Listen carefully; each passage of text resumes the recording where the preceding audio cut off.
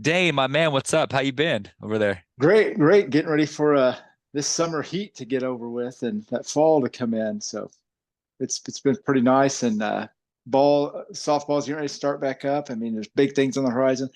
Obviously, football's coming, and Yeah, man, there's so much coming up. How about yourself? it's a great time, man. Most wonderful time of the year. Obviously, tomorrow night, Daisy and I will be at Norman for God's Yep, country, kicking yep. off the season. Going to be there. Hopefully, get to see Mr. OU and see some friends. Hopefully, see Kenny and all that at the game. Man, we've been doing a lot with the show. It's almost 2 years in. Speaking of big things, Dan, we're almost at the Yep. 2 year mark. Isn't that crazy? We just got picked up by another couple countries, so we're on in 34 countries. Feels kind of Mm. cool. I guess people like positivity, right? Spread the message, and all that. So Oh it's yeah, yeah, fun.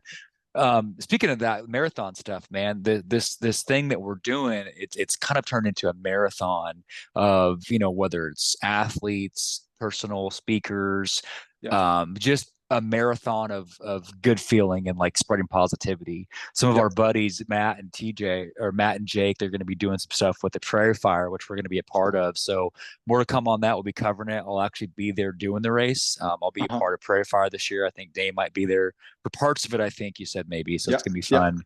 And speaking of marathons, man, the being a musician, we know it's not a sprint, it's a marathon, it's a career, it's a yep. long-term thing. And there's a guy, man, I've been following forever, man. You know him from things like Big and Rich and side projects. He's kind of got his own production company now. In a second, we'll be bringing on Carl Linquist, one of the amazing Yep. guitarists right now with Big and Rich. Man, if you need a soul that's gonna like rock your world, I watched him play Freedom Road, man. I tried to emulate it. I can't do it. There's no way I can emulate this guy, but I'm telling you, he's just one of those guys where he emulates like blues. That's a touch of Yep. funk, has the country feel to it, but he could play anything, anywhere. You could put him in any band, and he's gonna make it happen. It's just one of those musicians. So you know me, Dan. As long as I've been playing guitar, I'm a fanboy when it comes to musicians. So I kind of want to get down to it and bring on one of my favorite guitarists in the game right now, Carl Linquist. Carl, how you doing, my friend? Doing well, doing well. It's a nice night here in San Francisco. I'm on the Sausalito side of the bridge, and it's great. I love it, dude. You look so calm and relaxed and so zen. I hope you're enjoying the Yeah, the almost scenery and all regal. that. You know what Yeah. I You mean? know, it's California is it's just a lifestyle that just love. So I that's love why it. I'm here. It's so great, Carl. Thank you for your amazing California backdrop. We love it, dude. Well, No Carl, again, worries. thank you again, man. Like I said, I've been watching you forever. You're an inspiration to me and musicians around the world. The way you play, the heart that you put into it.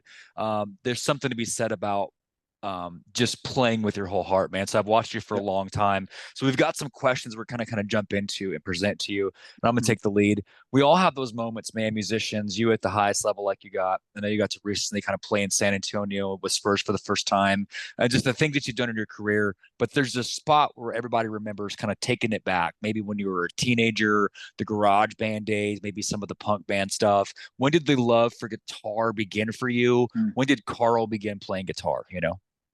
Funny story, it really is. So, and actually really weird. And anyway, let me start from the get-go. So I grew up in Western Maryland, and I didn't really play any instruments. I would no piano. My mom played a little piano, but my parents got divorced. A lot of people's do, and my mom remarried. And when she remarried, I moved with my her and my new stepdad down to Vero Beach, Florida. And there was a caveat about it. He was an international pilot for United, and he would fly from JFK to Hong Kong direct. So they Wow. when he went to work, they'd go away for like 2 weeks at a time, because it was such a long trip. And so they would leave me at home. I'm just kind of like moving to a new place. I know anyone that's ever had to move to a new place at like 12, 13 is pretty hard.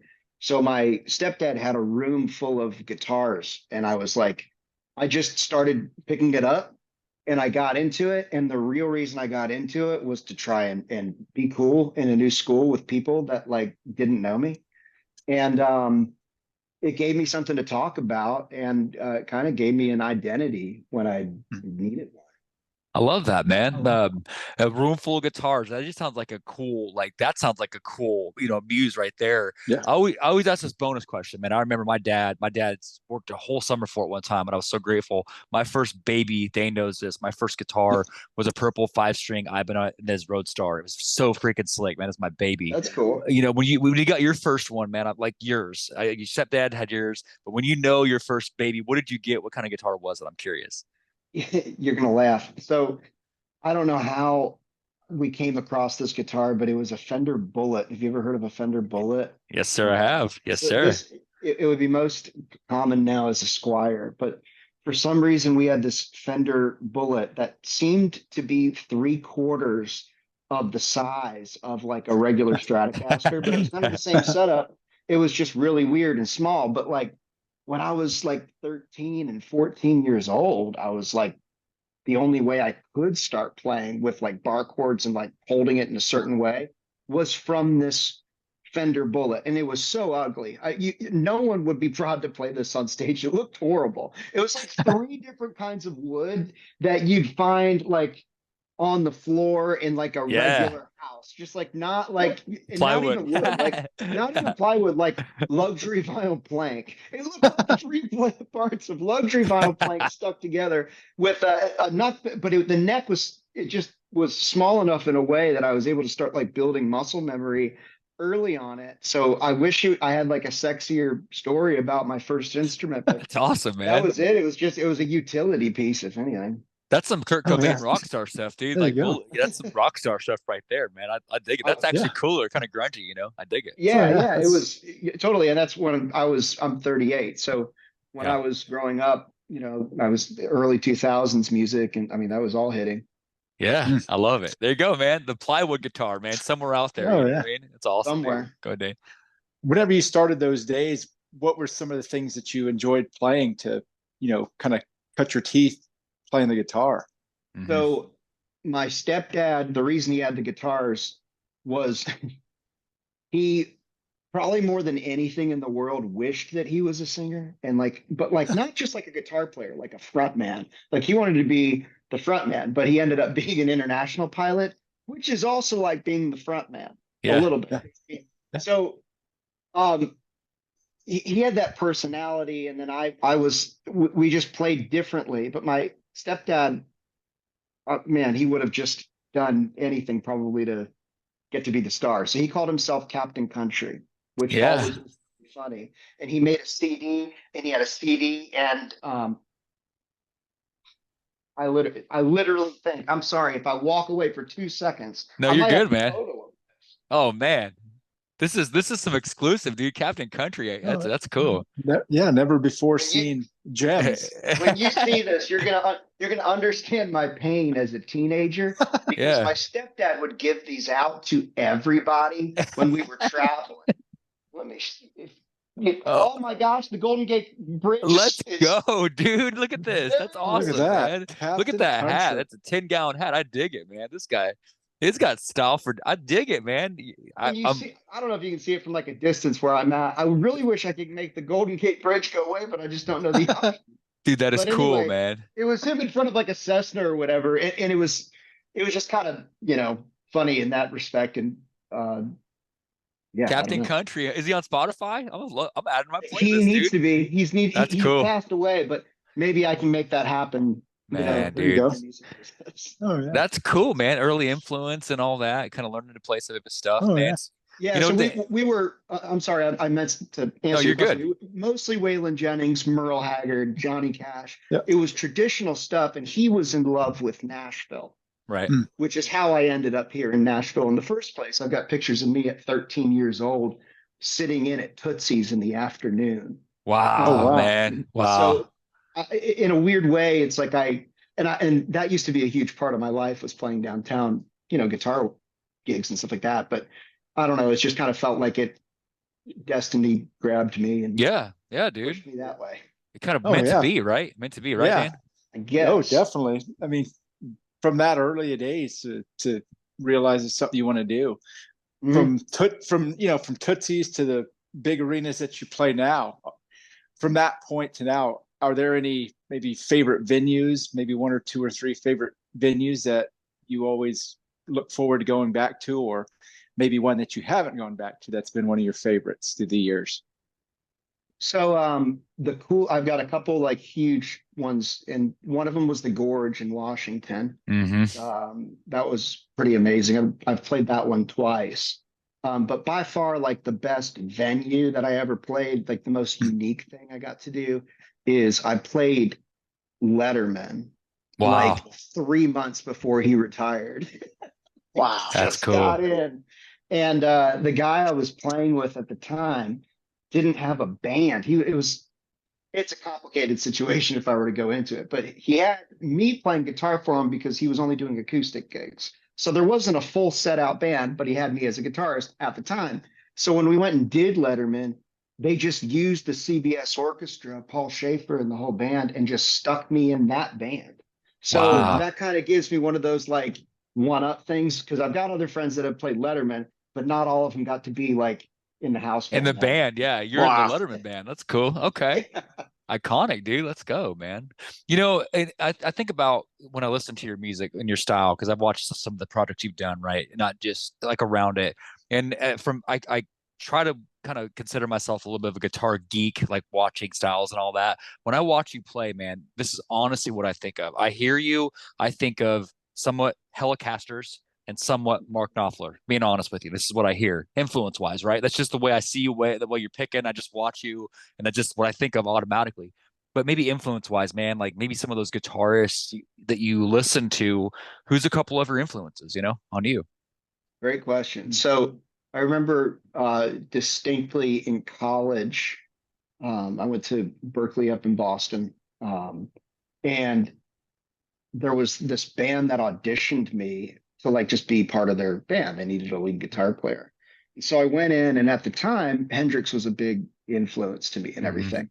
But it was the first time I sat in a band setting where we're playing original music. So this is like guys that have the caliber level to be on the radio and do a big tour. Like they're that good.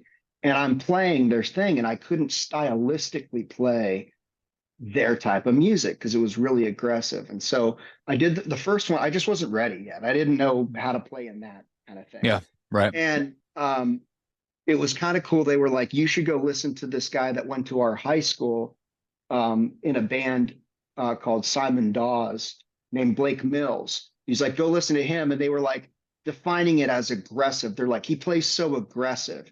And that was driving me crazy because I was like, what does that mean? Right, Like, right, it's a guitar. You don't like aggressively attack, right. like what is the concept?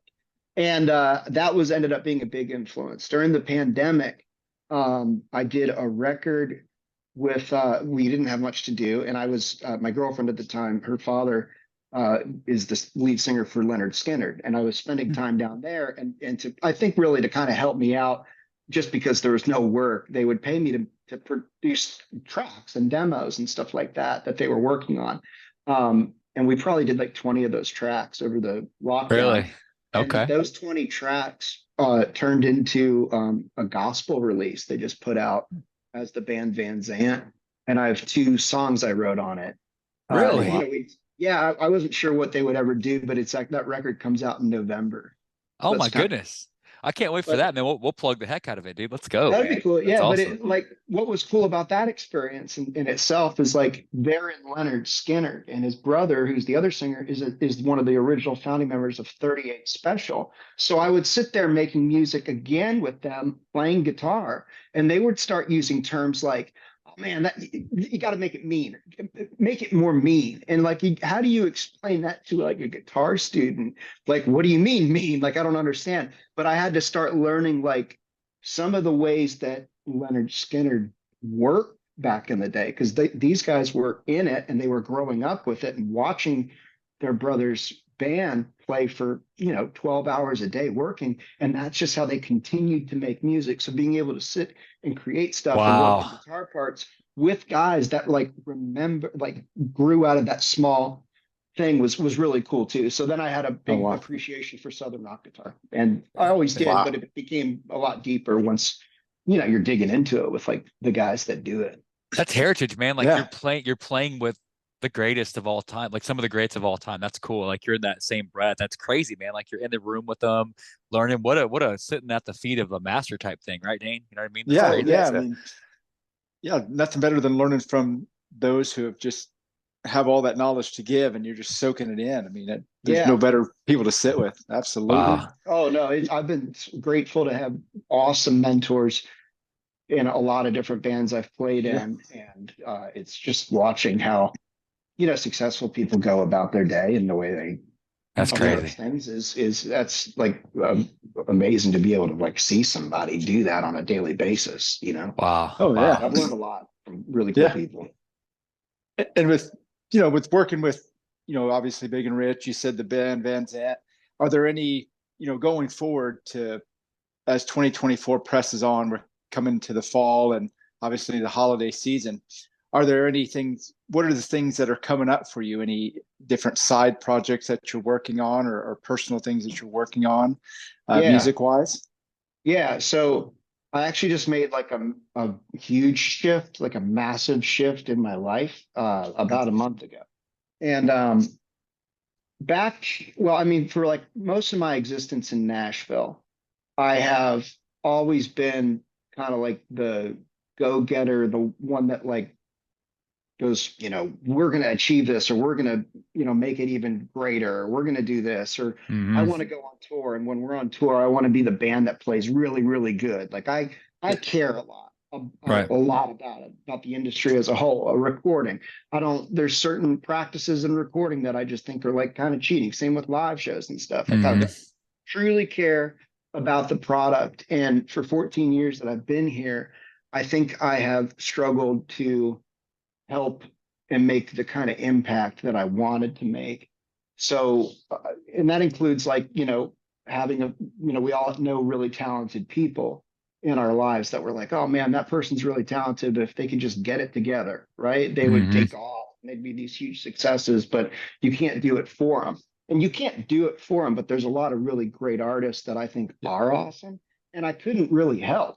So about 8, 9 months ago, Big and Rich's booking agent, Greg Oswald, who's a very successful Hmm. agent with Morris, was kind enough to um, basically. I do this often with people. Like if I have an opportunity, if I have real questions that I've thought out, I will go ask very successful people for advice, Yeah. and usually they will give it to you as long as your questions aren't vague. Like, so how do I get, excuse me, John Rich, how can I make a lot of money? Like, Right. they kind of give you Yeah. as much, but in this case with Greg, I had some very pointed questions about being an agent and how to manage and all of these things. So I started kind of putting out feelers with different people I've met over the years.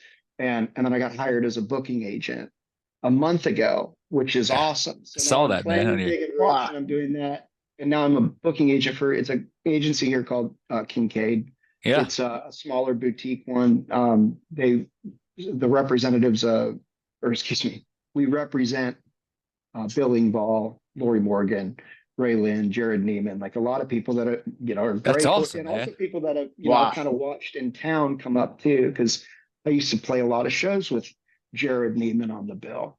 Yeah. So it's kind of cool to come to that point, but being in this, it took a long time to find the right opportunity. There's only 3 agents in our office, and the other two are Bob. He's been in this business for 50 years, Mhm. and Greg has been there for 10. So I'm in kind of a pretty infantile situation. But I've my first month, I think I'm up to we've booked almost 10 shows Let's go, across Oh the man. wow. Yeah. thing. And I'll tell you what's awesome is that I really am now getting to make an impact. Like if somebody comes to me and asks for help on, I don't know how to get my thing together or whatever, I actually feel like I can truly help somebody. And I couldn't do that as a guitar player all the time. I can back somebody up, but then I have the opportunity to, help somebody go get a gig or take on something and get to that next level. And I Wow. kind of figured that was more my passion than really touring constantly. Although I do love it, I just don't do it that much. And think about the street cred though Wow. too, man, because you've been successful as a guitarist, and people yearn for you, they ask for you. So what better street Yeah, cred? Like, hey, I mean, let's be real. Like, it's great that you're humble, but you have to have the talent. You do. Otherwise, you get called to do these things. So you have to humble brag, as the kids say. You can Yep. play, and then what better way to showcase your boutique than, hey, I've done this at a high level for a long time. Try that's it a my way. You know what I it's mean? a great point, and I think I'm connecting with some people around the country that have, you know, bought shows for many years from Nashville agencies, and I don't think it's all that common. Like for instance, this Labor Day, John Rich is doing an event called Flagstock in Chapel Hill, North Carolina, and we're actually going to be live streaming it. I don't have the details on what it is because but when I get it, I'll send it Yeah, over to please you do. guys. Please do. Yeah, Yeah. absolutely. They it's going to be kind of cool, but it's going to be live streamed, I think, for 2 hours, and the whole show is going to start with me playing the national anthem on guitar with a naval Wow. fly, which is crazy. I've never done it with a naval flyover, so I'm kind of Wow. nervous. And the Wow. problem with the national anthem is like if you mess it up, everybody, everyone knows that you messed it up, and it's like Yeah. I don't want to have to go to like national anthem rehab. That would And be right. like Yeah. that's what Yeah. often happens to people when they have like public events. So I'm pretty nervous about it. But then it goes right into me playing guitar with Five for Fighting, if you remember Five for Yes, Fighting. of Yeah. course, Yeah. man. Yeah, Um, dude. but the funny It's thing is, we're crazy. not rehearsing at all. We're just going to meet. We're going to play the show. We're just working off of board tapes, and we're going to be playing Bohemian Rhapsody Okay. Oh man. Okay. for With the five for first Wow. fighting. time. No Okay. rehearsal, just here we go. So, like, talking about as a musician, that's a lot of stress, but it's super cool. I'm glad I can play on that level. It's really awesome to get to play on that level. And Wow. that show gets followed by Aaron Lewis and then Big and Rich. And then at the very last thing of the whole thing is going to be me backing up Lee Greenwood on God Bless the USA, which is Wow. what a crazy Wow. Labor Day. But like, Man. it's Wow. awesome because I'm talking with all of these people that are looking for acts and want good, referrals Yeah. on what a good show is. And I think that, somebody that's been out on the road for that long Right, right. Yeah. is probably the right person to do it. I don't know. It's no wonder, man. Because I mean, Wow. we followed you and got to love you. And everyone that speaks of you loves you, man. Because you have that business and you also have the Yep. passion. You've got the mix, man. Like they say, you've got the goods, man. So no wonder you've been so successful for Yep. so long. It's easy to see, man. Again, we loved you. I have for a long time, and Thank you. I could see why, man. Now there's a segment I promise you, in all the media, in all the years you play guitar and done this, I promise you. You haven't quite had a segment like this. I'm willing to bet on this. Me and Dane, our flagship segment is called Rapid Fire. I'm gonna explain what this is. Back when we first started, we get questions from all around the world. Now we've kind of cultivated a curriculum, and there's Okay. 5 questions. Now you don't have to answer rapidly, but the show portion is called Rapid Fire.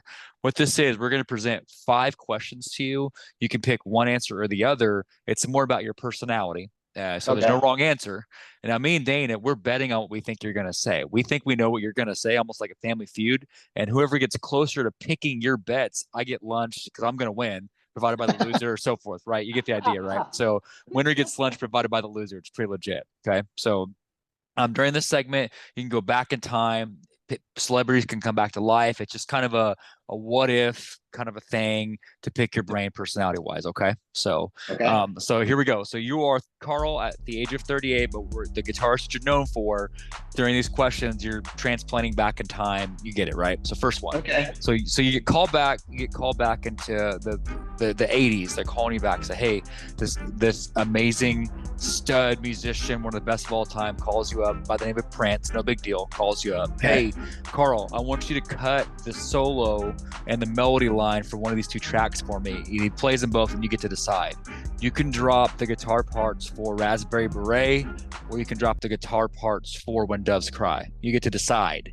Raspberry Beret, Doves Cry. Which one do you want to be known for making with Prince? Doves Cry. Let's go. I had that one, Dane. How about you, Dane? Oh yeah, that was a no-brainer on that Yeah, one. and they're both good, man. It's just, but I mean, the melody line, like the way you play whimsically too, I could see it. But now, so okay, Doves Cry, man, it just hits hard. yeah, I got you. Okay, so Dane, we're tied right now, but it's not going to stay that way. Okay, Dane. So here we go. So fast forward a little bit. You kind of got your thing going. You get known. You're transplanted into like 1994 all of a sudden, and these two rappers say, Carl, we love the way you play. These two groups, one's a rapper, one's a group. We want you to back us up and be our live guitar tools, right? So you get called up. Listen, for the song, they want you to cut a song. Forgive me, let me edit that part out. They want you to cut the song for them on their rap album. You can drop No Diggity. You can be the guitar player for No Diggity, or you can drop the guitar parts with B.I.G. for Big Papa. No Diggity, Big Papa, which way are we going? No Diggity. Oh my gosh, I actually had that one. I swear to you, I did. I had No Diggity. Dan, how about you on that? Yeah. Oh yeah. I Can just you- kind can of you flipped the coin on that one. Can you see it live? Dun, dun, dun, dun, and I could just kind of dropping it, almost like a blues Yeah. thing, man. That'd be dope. I see it. It's that little piano thing, man. Dun, dun, dun, dun, dun, dun, dun. I could see you dropping that guitar. Dun, dun, dun. I could see it right there, man. Yep. So Dane, we're there you go. Look at it. You know, he's already. See what I'm saying, man? Yeah. There you go. There's your next cover song, man. 90s is hot right now, so drop that cover. Here you go. Another question. So this is gonna pull you between two time frames. Okay, you get the chance to write an album. You get to do all of this. You get to write a concept album with one of these two guys. Concept albums weren't even around when this came out, but you get to invent this. You can go back in time and write a record with Elvis, you and him. You can get together and write a record, or you can write a record with Kurt Cobain. Elvis or Kurt Cobain, which way would you go? Elvis. Oh, I had Kurt. I had Kurt on that one. Dan, how about you on that? I had the King. Okay, you did? Okay. You can't, especially in Nashville and all that. Got you. Okay. I really, yeah, man, pretty big Elvis fan. He's pretty awesome. I mean, Right. They're both excellent, but Elvis, I mean, I don't know. It just personal taste. No problem. No wrong answer, man. So Dane, you scooted ahead by one. Let me see if I can bounce back. Okay, Dane. So check this out. All right. You are asked, this is interesting as you're kind of, you're going back to when you were a kid, right? Let's say 13, 14 years old. And in San Francisco. Right, in San Francisco, right? It's a thing. And you're learning guitar and all that. And two of these amazing guys approach you, and I love them both. But they say, hey, we'll be happy to teach you lessons, okay? They'll give you a chance to learn lessons. Love them both. You can learn a guitar from B.B. King, or you can learn a guitar from Tom Morello. B.B. or Tom, which way are we going? I would take, I have an explanation too. I would take Tom Morello. Okay, yeah. I had you for that. I did. But what's your explanation? The reason is like his style and really the way he uses effects is incredible. And I don't know if B.B. King could, like, not that he couldn't teach me, I don't know that I'm capable of learning. Right. But I am capable of recreating Tom Morello if he showed it to me. I got you. Okay. Dan, which would you have on that? Which one? No, I had B.B. King. That was a tough one. That's tied, man. I got you. Okay, so we're tied. So last one. So here we go, Carl. This is for the cake. Let's see who gets this. Okay. So you have to win it. You've talked a big game. I have, man. So here we go. You're doing another solo album, your own work. You're singing. You're doing the whole thing, right? And you're working with your own label and all that. And this concept record thing is hot tonight.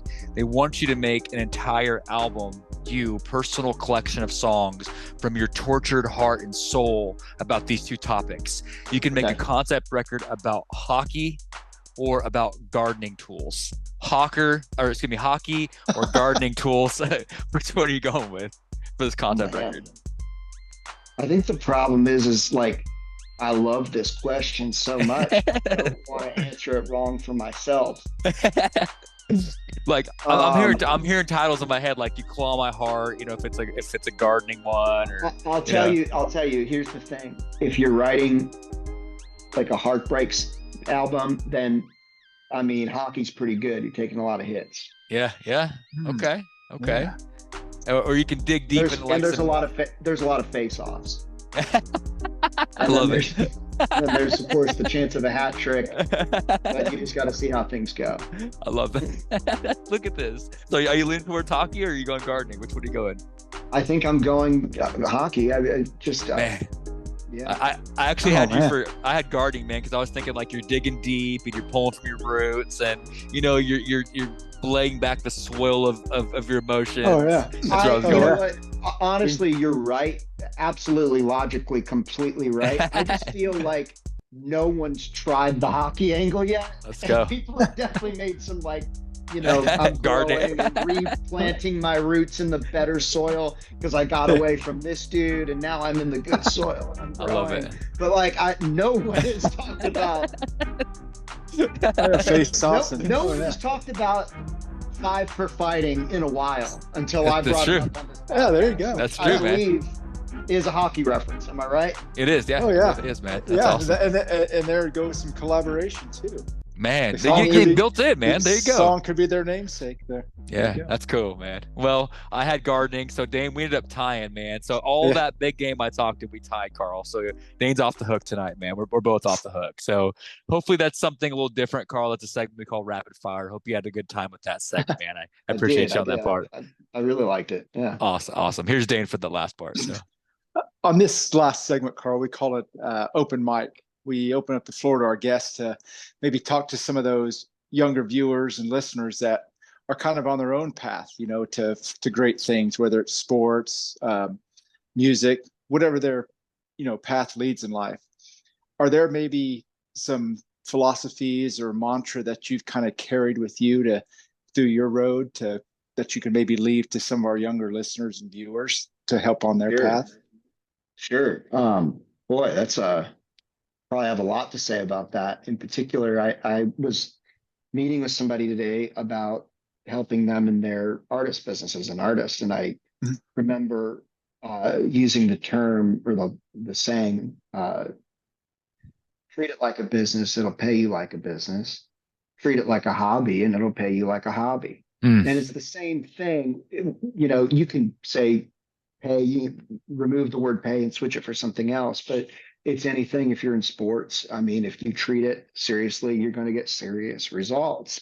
If you don't, and you are honest with yourself that you're not, then, it's probably not leading to the right spot. And it's, oftentimes I noticed with this person I was talking to, because it's fun for me to talk about the industry and try to give people guidance. Usually it's like the process of starting for a lot of people. A lot of people are always like, getting ready to get ready. They're like, when I'm ready, I'm gonna, redo this bedroom. Like just starting is sometimes like people's biggest thing they have to overcome. yeah, that's true. And Yeah. like for instance, if I spent another 5 or 6 years, continuing to play heavily in the live music scene where I wasn't making enough of an impact, it's like I'm just delaying that move that I need to do. So even starting the process like I did 8 or 9 months ago to like get into the booking industry was like, at least I had started. And sometimes you don't see any results for so long. And I think when you're younger, it's really hard to wait on things and be patient. And it's just like the unfortunate part of life.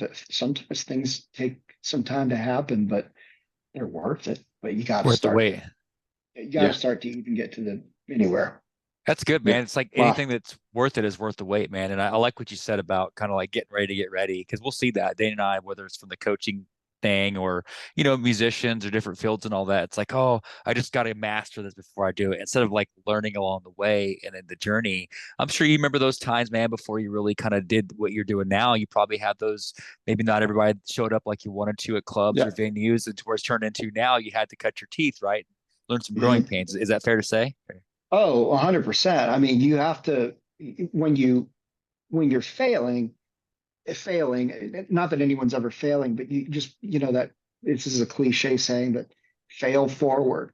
Yeah. If we're gonna screw something up, like I kind of take this approach as an agent. It's like, do things with confidence and go out and create them. And when you make the mistake, most of the time they're very fixable. But to make the mistake is sometimes the only way to not make it the second or third time, and you just keep moving. So that's good. I've had some, things that I have definitely failed out on, but it's not a permanent thing. You just get back up and go. Failure's not Yeah, permanent. I like how you absolutely. said that. Failure's not Yeah, permanent, man. That's good. So Yeah. absolutely. that's a bumper sticker right there, dude. There's another Yeah. song title for you too, you know. Ah. So I like what you're doing, man. Well, Carl, I like what you said too, man, about the first of many. One thing we always say as we're kind of closing out, an alum, again, we followed you and it's been an honor. We want to Yep. make sure this is not the last time, man. We love what you do. We love your body of work. We love the character. We love the people person that you are. So I want to make sure this is not the last time we have you on, man, as you Yeah. continue on your journey. Man, there's so much to learn from you that one episode won't be enough to do it all, man. Yeah. So, Yeah. the show, we really, really appreciate you, man. We're excited to have you on. Can't wait to see the things you're doing. Let us know when you have the live stream link. We'll be Yeah. sharing it. We'll Absolutely. share it with our pages on Monday. We'll be glad to watch, and we'll be cheering you on the whole time. Okay. Well, So Absolutely. I appreciate it. And I look forward to seeing you next time, as long as I don't mess up the national anthem on yeah. Monday, because if that happens, no one will ever see me again. I That's got you, going to be the man. end. And Yeah, media blackout. Yeah, to that. oh man, no, we'll gladly, man. You know, they say there's no such thing as bad press, right? I'm kidding, man. I'm sure you're gonna do Yeah. just fine. So you're gonna do just fine, brother. No doubt. So it's a true honor to get to do that, man. So Yeah. again, thank you, Carl, for taking time. I know you've got a Yeah. lot going on right now. On behalf of Dane and I in the show, we appreciate this, and Yeah. let's Absolutely. make sure we stay in touch and do this again very soon. Okay. So Would love to. Thank you. thank you, brother. Yep. Happy Good deal. holidays, man. Stay safe and happy Labor Day, and we'll be in touch. Okay. Thank you, brother. Sounds good. Good night. Yes, sir. Good night. Yeah. Dana, I'll tell you, man, I love that guy. He's so like such a people person. Didn't you like him as much as I did? Yeah. Yeah. Engaging. I mean, and a lot of information. A Yeah. long journey to get where. I love the long journey that musicians or athletes take to get where they got. They don't forget all the steps along the way. And like he said, he's helping out that next generation and that's something that we always talk about. And that's why a large part of why we started this show is start helping that next generation. So it's Pay great it to see forward. that he's doing that with the booking agency that he's part of. He's a young dude, man. He's in his 30s, and I catch this stuff, and it's like it's so cool the way he went about it because he was so humble, but also so matter of fact. I mean, he's Yeah. playing. Obviously, he's played for when he mentioned playing with the Van Zants, like that's a whole world of like epicness in and of itself. He's known for his day with Big and Rich, his side stuff. He's constantly doing stuff in the studio. No wonder people are coming to him to do this side stuff and the Yeah. booking stuff because everybody loves him. When you watch a guy Yeah. that loves what he does and is good at it, he talked about playing from when he was a teenager, kind of self-taught a little bit. We caught that Yeah. part too, Yeah. So had a passion for it for 20 something years, been doing the thing well at the high level forever, Yeah. knows what he's doing. He's a businessman. He's also a top caliber guitarist. So Yeah. what more could you ask for? People person too. I love the guy. So, Yeah. got to make sure as he's booking people and all that, we'll make sure we get him back on that. That was a Yeah. real treat tonight, Absolutely. So, Yeah. yeah. Loved it. So, guys, if you get a chance to follow him again, look him up. Obviously, with this stuff he's doing, we'll share the socials once we produce the episode. His booking agency, he's doing a lot right now with that. With it kind of really becoming his really more of one of his main hustles, if you will. Obviously, his great guitar work. He's got some stuff coming out again, the Van Zant stuff. We'll be sharing all that and catch him Yeah. live. We'll share it on our page on Monday when it comes out. Don't forget to catch him live. What an honor to play the national anthem, Yeah. man. That's an honor, So it's crazy. Yeah. With the That flyover and everything, man.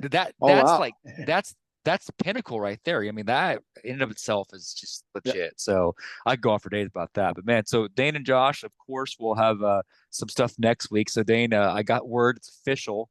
Next Thursday, we got our buddy Mark stopping by from Sanctus Real. Going to go a little bit of a different direction. Next week should be pretty cool.